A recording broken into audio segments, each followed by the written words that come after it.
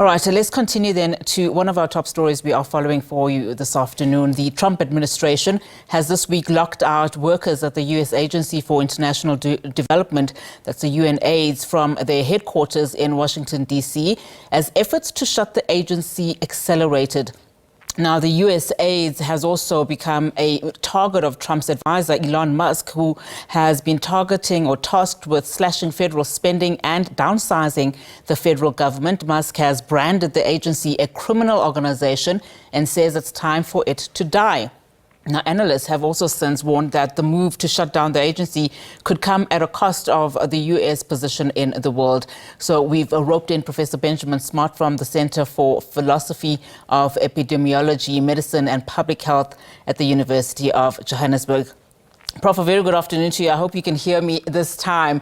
So we started off, of course, asking you the question, just in terms of how the MSF or Doctors Without Borders has reacted to this, saying that this sudden pause in humanitarian and health assistance will cause an unmitigated humanitarian disaster affecting millions across the world. How big a blow do you think this funding freeze is to South Africa's efforts, especially when we speak about HIV/AIDS? It's an enormous blow. It's an enormous blow. This PEPFAR, which is what will be mostly impacted, looks after hundreds of thousands of people across South Africa, targeting mostly, as you mentioned, HIV/AIDS patients and tuberculosis. And it accounts for roughly 17% of South Africa's spend on these diseases, on these programs. South Africa has the biggest HIV/AIDS program in the world, and the US funding accounts for about $90 million or 1.7 billion rand, which when you consider the entire health budget of the South African government is around 60 billion rand, is a huge chunk. And ultimately what happens is the clinics have to, the NGOs, it's mostly run through NGOs, it pays for their staff salaries, and so they can't work anymore. And people can no longer access treatment. They can't access their medications, even though governments are actually paying for the medications. It's the staffing issues. And with HIV, when you stop treatment, that's an absolute disaster. I mean, it could cost hundreds of thousands of lives, this decision.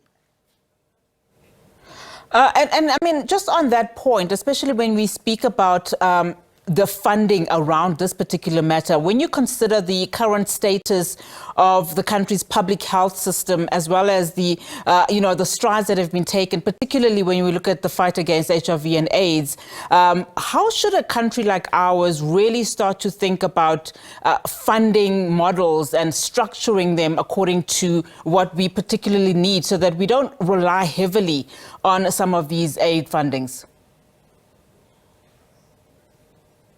I mean, this is a budgetary issue. South Africa is not a rich country. It's a developing country, and we do rely on overseas aid. And whilst it's very easy for government to say, oh, well, it's okay, we'll plug the hole, those 200 to 300,000 people that the NGOs were helping treat, we'll find a way, we'll pay for it. Well, that's fine, but the government has a health budget, and the realities of healthcare economics mean that that money has to be redirected from elsewhere.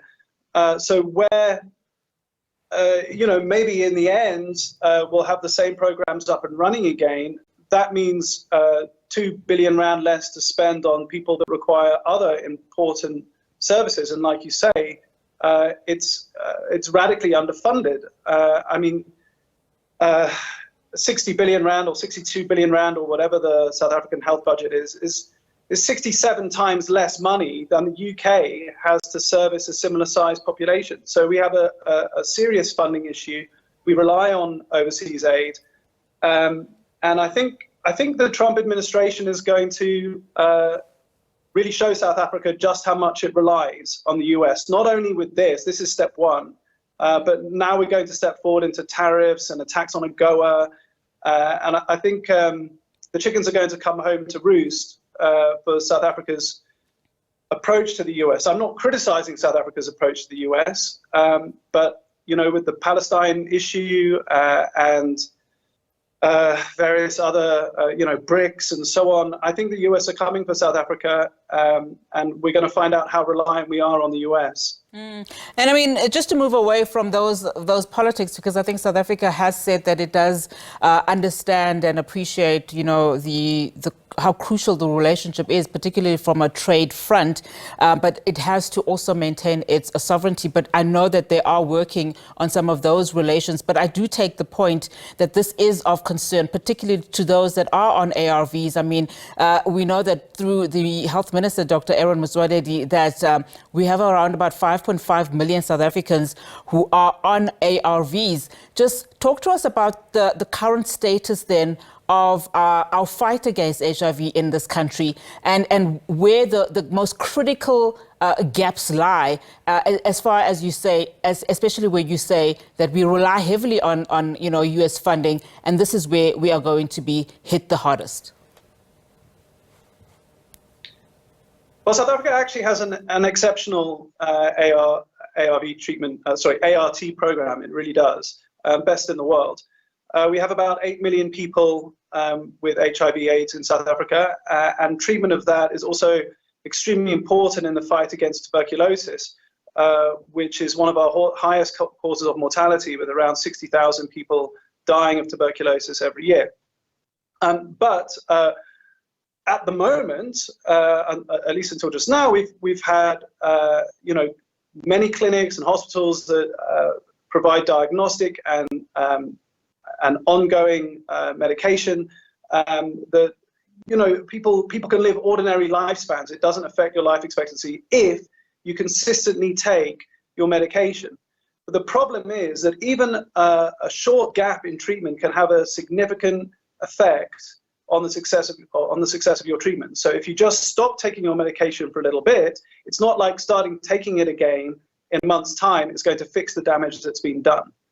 So that's really the problem. We have 200, 300,000 people relying on PEPFAR every year.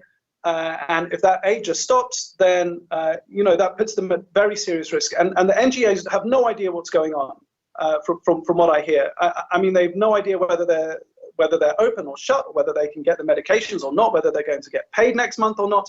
I mean, it's completely unjustified. It's completely unjustified. Yeah. And what does that then mean just for the people on the ground, Prof? Because you can imagine that this has caused a lot of panic, particularly from those that are taking medication, which we've heard is supplied by the South African government. But there does seem to be some lack of communication, that trickles down to the ground, particularly given the gaps in the lack of even communication from UNAIDS in terms of, clinics not knowing whether they should be open or whether they should be closed. How then does one allay fears to South Africans, particularly as we are hearing stories of a number of them trying to get more than their required medication?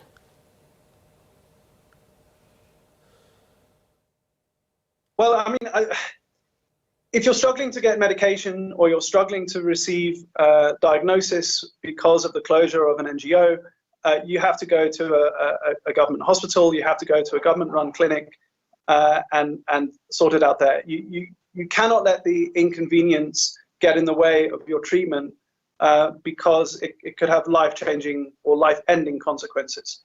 If you have to wait in a very long queue, then wait in a very long queue. I just cannot emphasize that enough.